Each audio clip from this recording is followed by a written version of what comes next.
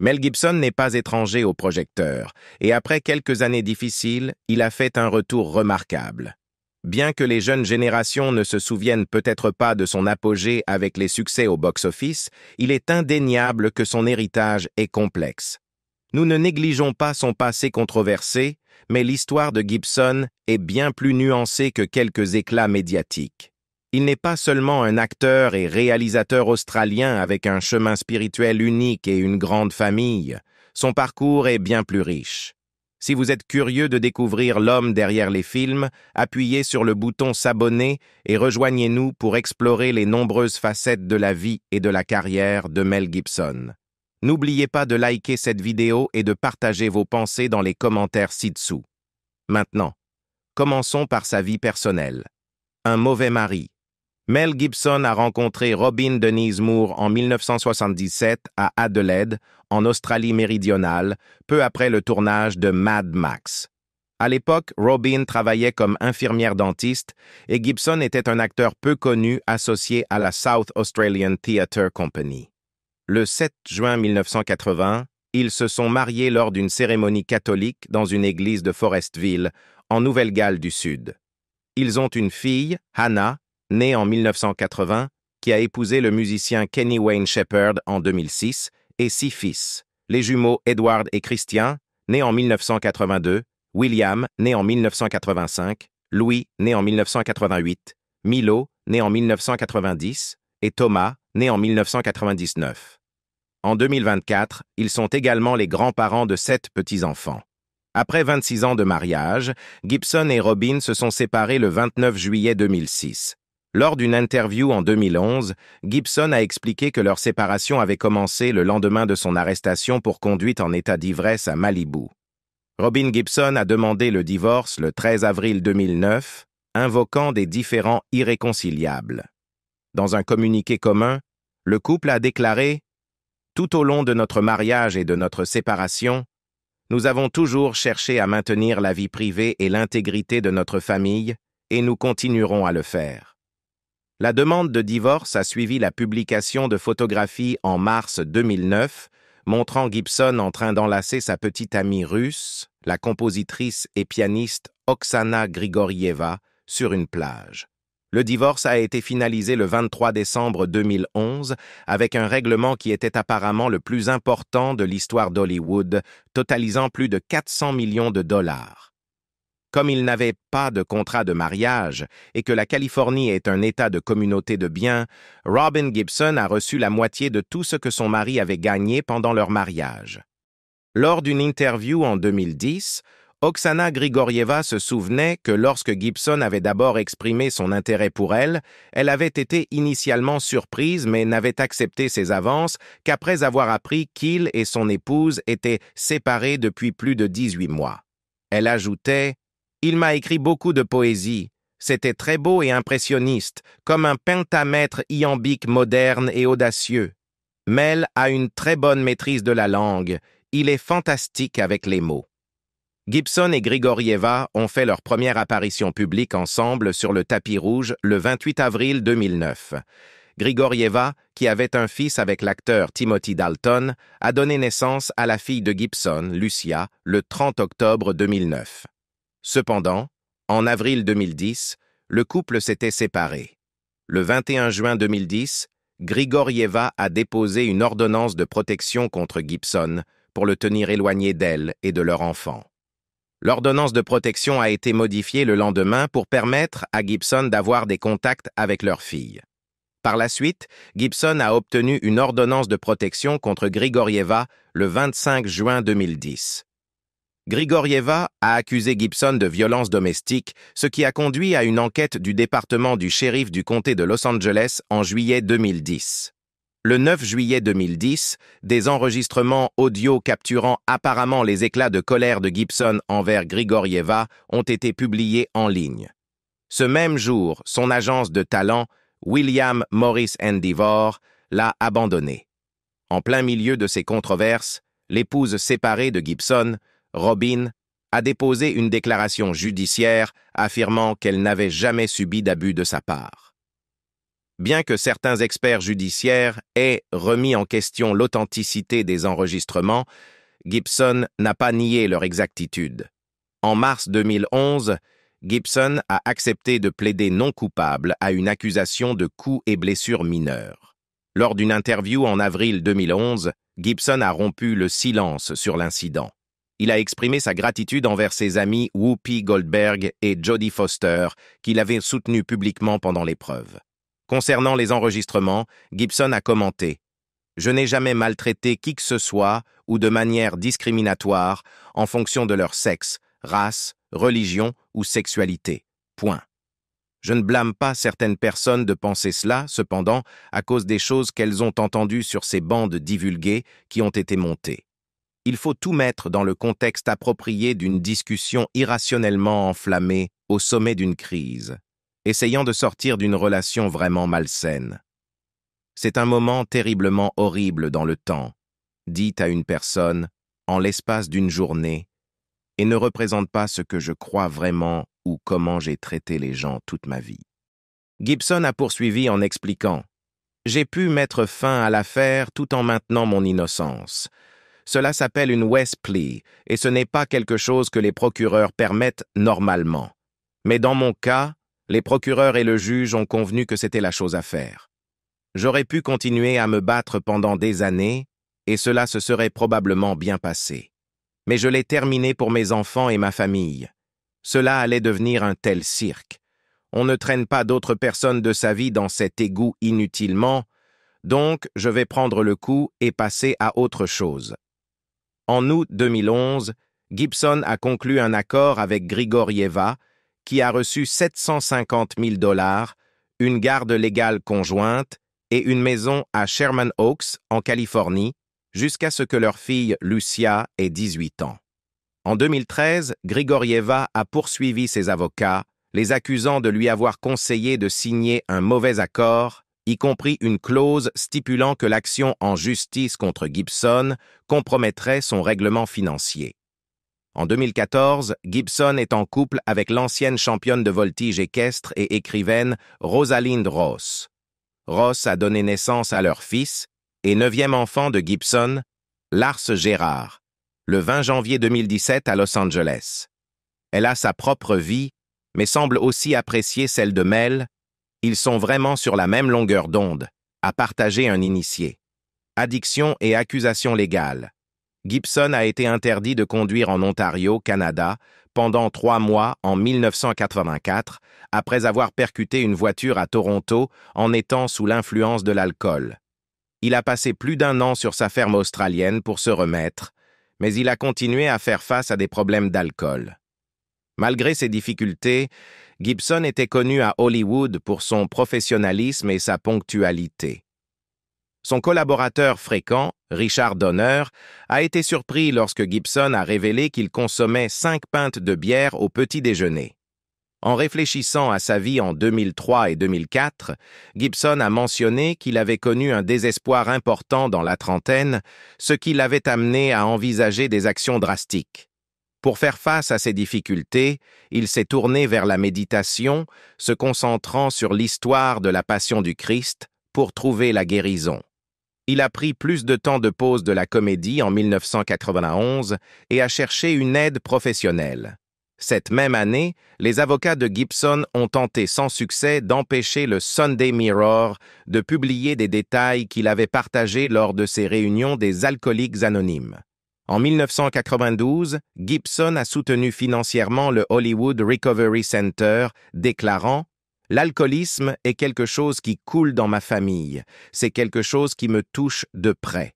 Les gens s'en remettent, et c'est un miracle. » Le 17 août 2006, Gibson a plaidé non coupable à une accusation de conduite en état d'ivresse et a été condamné à 3 ans de probation. Il a été contraint de participer à des réunions d'entraide 5 fois par semaine pendant 4 mois et demi, puis 3 fois par semaine pour le reste de la première année de sa probation.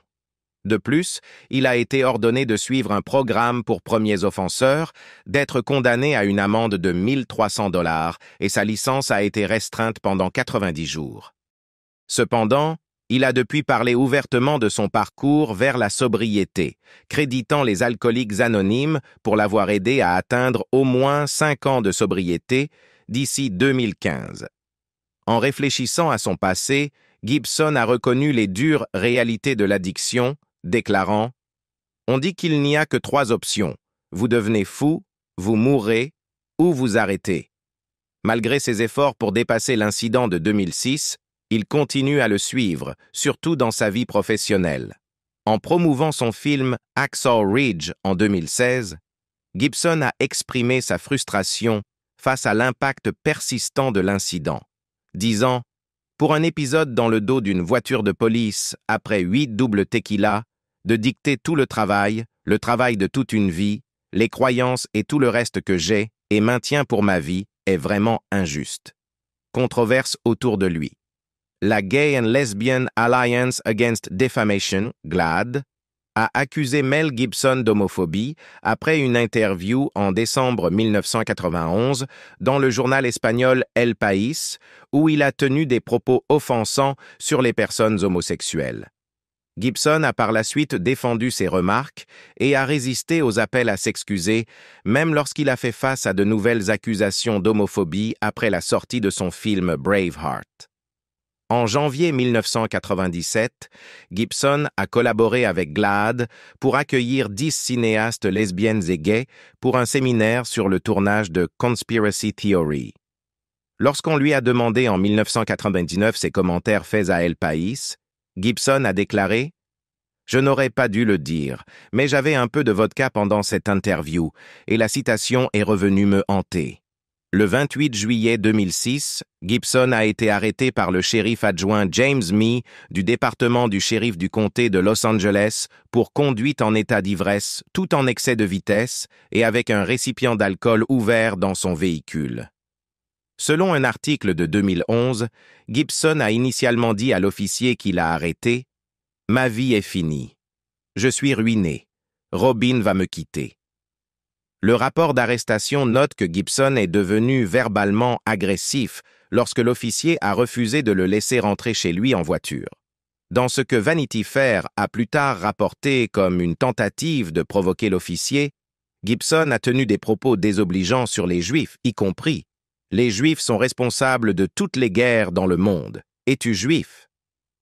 Après la fuite du rapport d'arrestation, Gibson a présenté 2 excuses par l'intermédiaire de son publiciste et dans une interview télévisée avec Diane Sawyer, a confirmé l'exactitude des citations.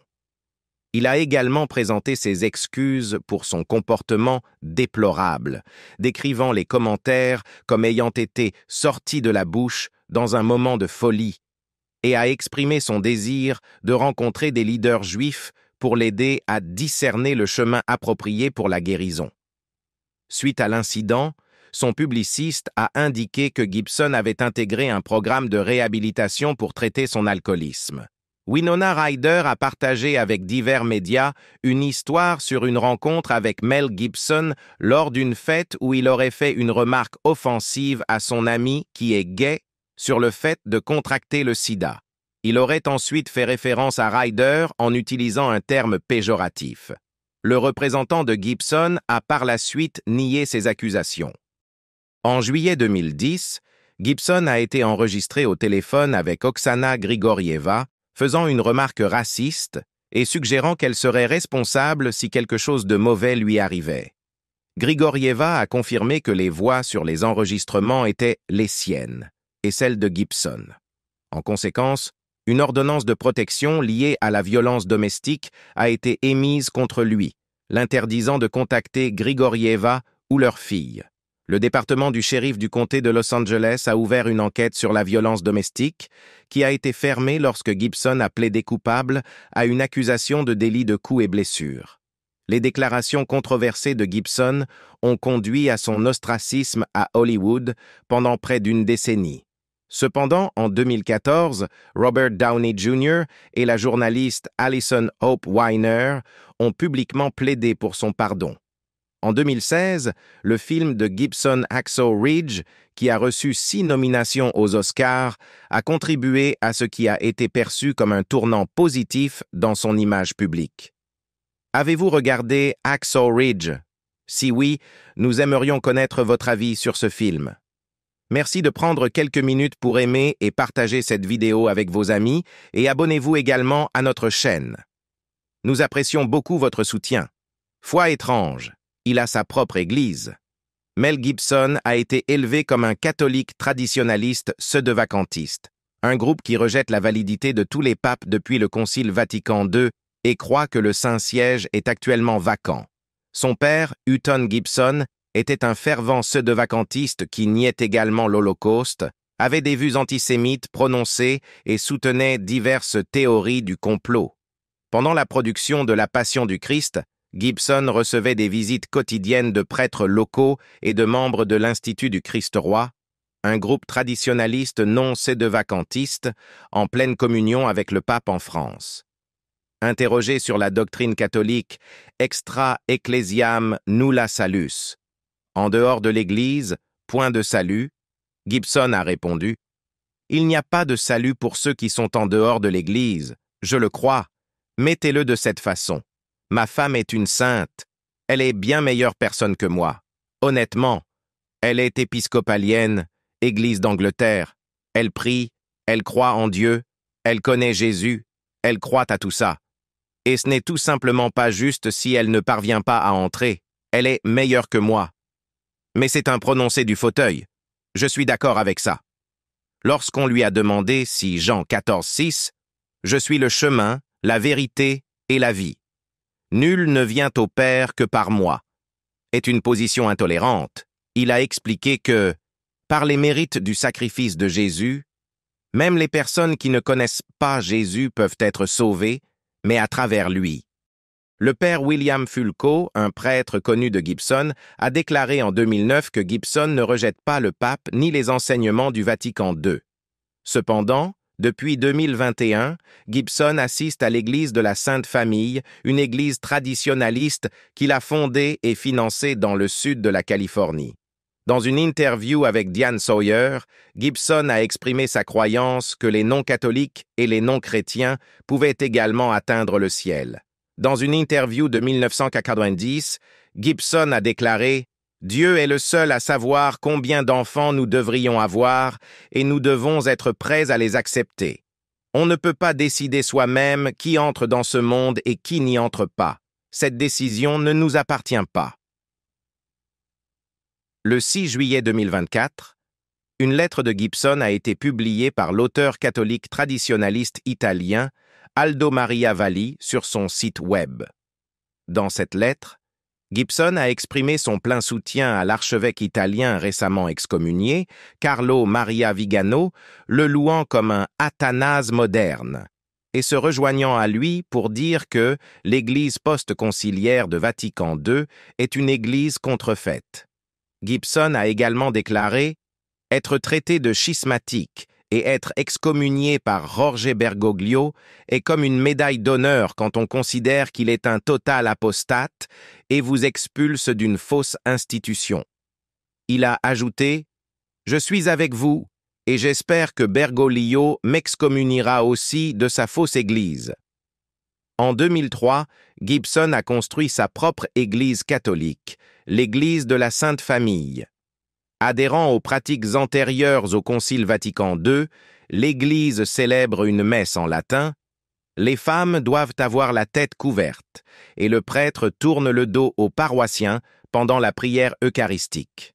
Cet accent sur le catholicisme traditionnel aligne Gibson avec les croyances de son père, Hutton Gibson, qui était fortement anti-pape et ignorait les doctrines établies par Vatican II. Fait intéressant, l'ex-femme de Gibson est épiscopalienne. Il est très clair sur ses préférences politiques. Lors d'une interview en juillet 1995, Mel Gibson a décrit le président Bill Clinton comme un opportuniste de bas niveau, qui était dirigé par d'autres. Il a également critiqué la bourse Rhodes, suggérant qu'elle faisait partie d'une campagne pour promouvoir un nouvel ordre mondial et le marxisme. Plus tard, Gibson s'est distancié de telles théories du complot, expliquant « C'était comme « Hé, raconte-nous une conspiration !» Alors j'ai exposé ce truc, et soudainement c'était comme si je parlais vérité évangélique. en prônant toutes ces choses politiques comme si j'y croyais. De plus, dans la même interview, Gibson a exprimé son opposition à l'ordination des femmes au sacerdoce. En 2004, Gibson s'est publiquement opposé à la recherche sur les cellules souches embryonnaires financées par les contribuables, qui implique le clonage et la destruction d'embryons humains. En mars 2005, il a critiqué le résultat de l'affaire Terry Schiavo, qualifiant la mort de Schiavo de meurtre sanctionné par l'État. Gibson a remis en question la guerre en Irak en mars 2004. En 2006, il a commenté que la peur, décrite dans son film Apocalypto, me rappelle un peu le président Bush et ses gars. En 2016, Gibson a déclaré que, bien qu'il soit anti-guerre, il respecte les sacrifices des guerriers. Gibson a loué le cinéaste Michael Moore et son documentaire Fahrenheit 9/11 lorsqu'ils ont été honorés lors des People's Choice Awards 2005. La société de production de Gibson, Icon Productions, avait d'abord accepté de financer le film de Moore, mais a ensuite vendu les droits à Miramax Films. L'agent de Moore, Harry Emanuel, a allégué que des républicains de haut niveau avaient averti Gibson de s'attendre à moins d'invitations à la Maison-Blanche. Cependant, le porte-parole d'Icon a nié cette affirmation, déclarant « Nous ne fuyons jamais une controverse. Il faudrait être fou pour penser cela de la société qui vient juste de produire La Passion du Christ. » Dans une interview en 2011, Gibson a réfléchi sur le paysage politique, disant « Toute la notion de politique est qu'il vous présente toujours ceci ou cela ou cela. Je prends un journal pour lire entre les lignes. Pourquoi devez-vous adhérer à des formules prescrites qu'ils ont et sur lesquelles les gens se disputent et sont tous dans une boîte? Et vous regardez Fox attaquer CNN et CNN attaquer Fox. Parfois, je tombe sur un morceau de nouvelles et cela me semble de la folie. Je soutiens discrètement des candidats. Je ne suis pas là à battre le tambour pour des candidats. Mais j'ai soutenu un candidat et c'est tout un autre monde. Une fois que vous y avez été exposé, une ou deux fois ou autant de fois que nécessaire, si vous connaissez les faits et voyez comment ils sont présentés, c'est stupéfiant. C'est un domaine très effrayant, mais je vote. Je vais là-bas et tire le levier. C'est un peu comme tirer le levier et regarder la trappe se dérober sous vous. Pourquoi devrions-nous faire confiance à ces gens? Aucun d'eux ne tient jamais ses promesses. C'est toujours décevant, a-t-il ajouté. Lors d'une interview en 2016 avec Jorge Ramos, Gibson a révélé qu'il n'avait voté ni pour Donald Trump ni pour Hillary Clinton lors de l'élection présidentielle américaine de 2016. En juillet 2021, Gibson a été filmé en train de saluer Trump lors de l'UFC 264, un moment qui est devenu viral sur Internet. En octobre 2020, Gibson a publié une déclaration exprimant sa solidarité avec le peuple arménien dans le contexte de la Seconde Guerre du Haut-Karabakh. Une enfance anormale et des racines. Mais qu'est-ce qui a façonné sa personnalité de cette manière? Découvrons la réponse en examinant un peu son enfance et son originalité. Mel Gibson est né à Peekskill, New York, de parents d'origine irlandaise, Anne Patricia et Hutton Gibson, un écrivain plus connu pour ses opinions controversées en tant que négationniste de l'Holocauste. Il est le 6e des 11 enfants et le 2e fils du couple.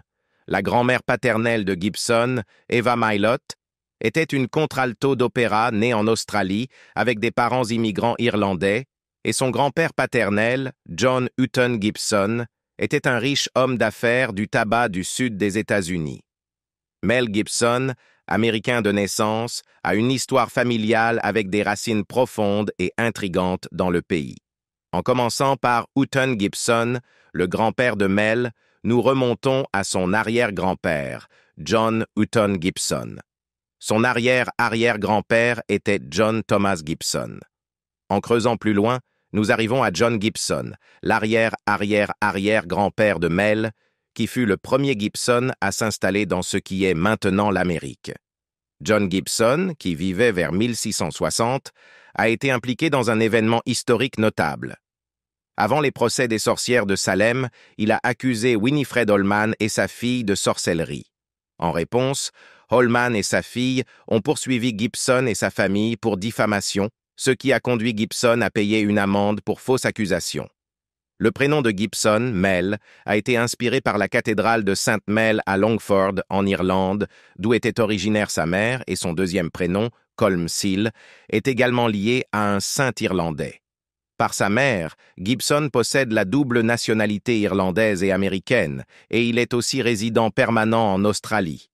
L'un de ses frères cadets, Donald, a suivi ses traces et est devenu acteur lui aussi. Avant que Hutton Gibson ne commence sa carrière d'écrivain, il a travaillé comme cheminot sur le réseau ferroviaire de New York jusqu'à ce qu'une blessure le contraigne à la retraite. Pendant sa convalescence, Hutton est apparu dans Jeopardy! En 1968, gagnant plus de 4 600 $, l'équivalent d'environ 32 000 $ aujourd'hui. Avec ses gains de jeux télévisés et un règlement de 145 000 $, équivalent à plus de 1,27 million de $ aujourd'hui, provenant d'un procès pour blessures liées au travail contre le New York Central Railroad, Hutton a relocalisé la famille Gibson à West Pymble, une banlieue de Sydney, en Australie, en 1968. À l'époque, Mel n'avait que 12 ans. Le déménagement était en partie dû à des raisons économiques, et en partie pour éviter la possibilité que le fils aîné de Hutton soit recruté pour la guerre du Vietnam. En Australie, Gibson a fréquenté le St. Leo's Catholic College à Wahroonga, en Nouvelle-Galles du Sud, où il a été éduqué par des membres de la congrégation des frères chrétiens. C'est pendant ses années scolaires qu'il a commencé à boire, une habitude qui a plus tard entraîné des défis importants dans sa vie. Une carrière impressionnante. Le tournant dans la carrière de Gibson est survenu en 1979 avec le rôle de Max Rokatansky dans le film d'action dystopique australien Mad Max, réalisé par George Miller. Le film a rencontré un énorme succès, rapportant plus de 100 millions de dollars dans le monde entier avec un budget de seulement 350 000 $. Ce succès a ouvert la voie à 2 suites. Mad Max 2, The Road Warrior en 1981 et Mad Max Beyond Thunderdome en 1985, qui ont toutes deux consolidé la réputation de Gibson en tant que star de l'action. La trilogie Mad Max a non seulement établi Gibson comme un nom familier, mais a également montré sa capacité à offrir des performances intenses et émotionnellement chargées. The New York Times a salué son rôle dans Mad Max 2 comme une performance hypnotisante qui capture l'essence d'un monde dystopique et la lutte d'un personnage pour la survie. Au milieu des années 1980, Gibson s'est tourné vers des rôles plus diversifiés, démontrant sa polyvalence en tant qu'acteur. L'une de ses performances les plus notables a été dans le film Lethal Weapon de 1987, où il a incarné Martin Riggs, un détective imprévisible. Le film a été un succès critique et commercial, rapportant plus de 120 millions de dollars dans le monde entier et donnant lieu à 3 suites. Roger Ebert du Chicago Sun-Times a souligné la chimie de Gibson avec son partenaire à l'écran, Danny Glover, qualifiant cela de « mélange parfait d'action et d'humour qui a redéfini le genre des films de flics ». La performance de Gibson dans Lethal Weapon lui a valu des éloges généralisés, et il a continué à démontrer ses compétences d'acteur dans des films tels que Hamlet et Maverick en 1994. Son interprétation de Hamlet a été particulièrement bien accueillie, The Guardian notant que Gibson apporte une énergie brute et dynamique au personnage, en faisant l'une des interprétations les plus mémorables du héros tragique de Shakespeare. Les débuts de Gibson en tant que réalisateur sont survenus en 1993 avec The Man Without a Face, un film dans lequel il a également joué. Cependant, c'est son deuxième effort en tant que réalisateur, Braveheart en 1995, qui a véritablement montré son talent derrière la caméra. Ce drame historique épique, dans lequel Gibson a également joué le rôle principal de William Wallace, a été un triomphe critique et commercial. Braveheart a rapporté plus de 210 millions de dollars dans le monde entier et a remporté 5 Oscars, dont meilleur film et meilleur réalisateur. The Los Angeles Times a salué Braveheart pour ses séquences de bataille époustouflantes et la performance puissante de Gibson qui capture l'esprit d'un homme luttant pour la liberté et la justice. Ce film a marqué un tournant dans la carrière de Gibson, l'établissant comme un réalisateur respecté en plus d'être un acteur célébré. La résilience et l'engagement de Gibson envers son art étaient évidents dans son retour en tant que réalisateur en 2016 avec Hacksaw Ridge.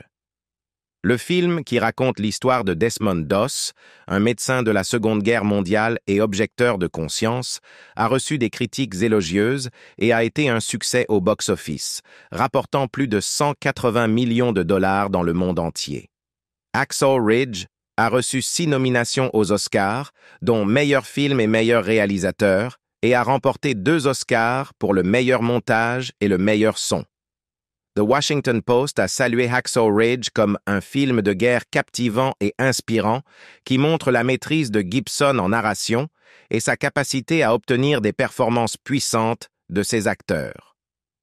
Ce film a réaffirmé le statut de Gibson en tant que réalisateur talentueux et a contribué à restaurer sa réputation dans l'industrie. Alors que nous réfléchissons aux couches de sa vie publique et privée, nous aimerions avoir votre avis. Quel est votre film préféré de Gibson? Laissez vos commentaires ci-dessous et poursuivons la conversation. Si vous avez apprécié cette vidéo, n'oubliez pas de liker, de partager et de vous abonner pour plus de contenu approfondi et de mises à jour. Votre soutien nous aide à mettre en lumière d'autres histoires comme celle-ci. Merci de votre visionnage et nous vous retrouverons dans la prochaine vidéo.